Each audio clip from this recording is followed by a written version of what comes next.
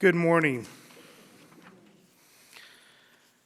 So in 2018, when I was applying to the seminary and was getting ready to figure out if this was really to start the process of if this is where God was calling me, I was troubled with a lot of faith issues. And during that time, I was actually a Eucharistic minister at St. Agnes Hospital in West Baltimore.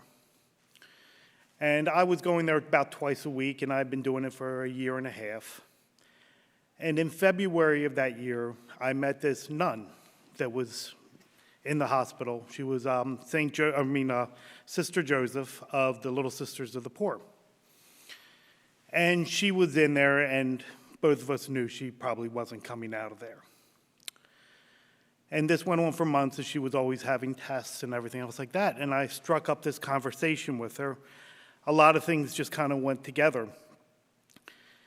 And during this time, she actually opened up to me and was speaking a lot about how she was scared. And this always struck me, because here was this nun that had given her whole entire life to God, to Jesus, and she was scared. And I was always wrestling with that, about this idea of faith. And then it just started dawning on me, the more that I went to Mass, the more that we go to Mass, and I know you all know this because you come to daily Mass, is the time that we build up our faith.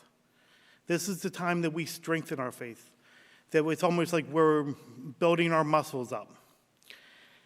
And as this started coming towards me more and more realistic with these gospel readings, isn't it what we do every single day when we come here, that we receive Jesus, that we touch him and we ask him to heal us, and he always does?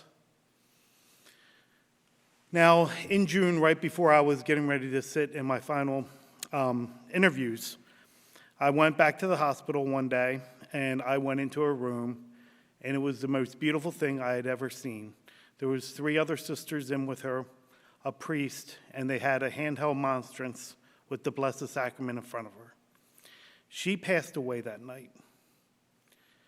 But what I always have solace in, and I know for 1,000% to be true, is that night she met her bridegroom, and he said to her, "Little girl, I say to you, rise, because he will never let us down."